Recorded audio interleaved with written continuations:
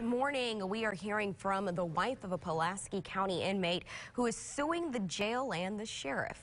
LaTanya Blocker says her husband is one of at least 23 inmates suing over mistreatment. The inmates claim there are cameras with blind spots, there's not enough staff, and that unlike other inmates, they don't get time out of their cells. If you have those who are incarcerated cooperating and doing what they're supposed to do and that serve their time, they need to be treated fairly.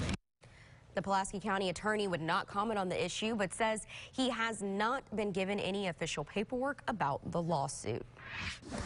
Still no arrest this morning from a weekend double homicide in Little Rock. William and Sonia Ann Gray were found dead inside their home along Westwood Avenue near Colonel Glenn Road Sunday night.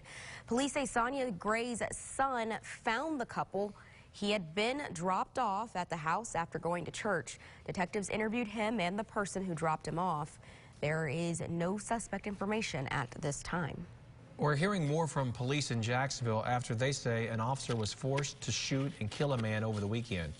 Saturday, officers say Stephen Dove was holding a knife to someone's throat at an apartment complex on Stanfield Road. Police say they repeatedly told Dove to drop the knife, but he ignored the officer's commands. There was also another person at the scene who had been stabbed. Dove died at the scene. Malvern police are currently searching for a missing sex offender. Police say level 2 sex offender Elliot Gilbert cut off his ankle monitor just before 2 yesterday afternoon. He's about 5'8" and 150 pounds. He was last seen wearing a red jacket and blue jeans. If you see him or know where he is, call police. This morning, Little Rock police continue looking for a person who robbed a store at gunpoint. It happened Sunday afternoon at the Family Dollar on West 12th Street near Washington Street. One of the workers told police the suspect put a gun on the counter and demanded cash. He got away with about $300. Police say he drove off in a white Jeep.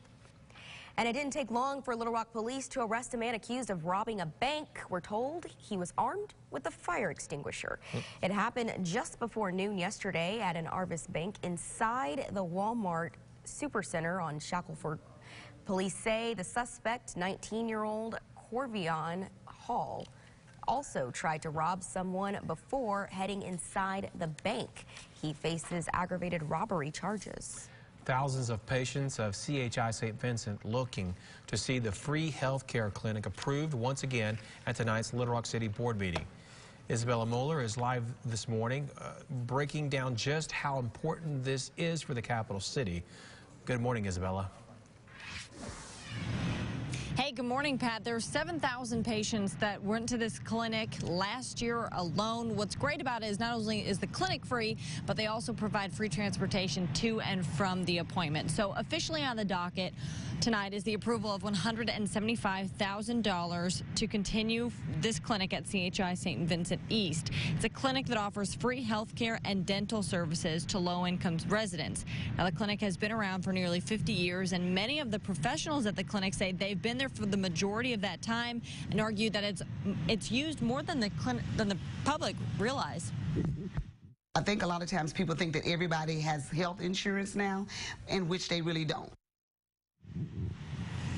So the income cap for free services depends on how many people are in a home, but for a family of 4, for example, it's just over $53,000 a year. For that breakdown, you can go to our website right now, fox16.com, for your family size. Now, this $175,000 that would be paid is coming from federal funding. That approval is tonight. If it is approved, that meeting starts tonight at 6 o'clock. Hearing from medical professionals, though, you heard him say that a lot of people don't realize that a lot of people don't have health insurance. So this is important for the city and for us to continue taking care of the people in our community. Live in Little Rock, Isabella Moeller. Pat, back to you. All right, Isabella, thank you very much. A warning from police in one Central Arkansas community where investigators say thieves are targeting grieving families. Sherwood police say thieves tried breaking into 2 homes over the weekend, both locations where someone had just passed away. In one case, a family member was home sleeping and scared away that thief. In the other, a security alarm went off. Police tell us they're concerned these won't be the only cases. Whenever there's a death in the family, most everybody will go to the funeral. The house will be empty, and that's a good time for a burglar to go, is when nobody's there, especially if they can confirm no one is there. Officers recommend having a friend or neighbor watch your family's home if there's been a death or you're leaving for a funeral.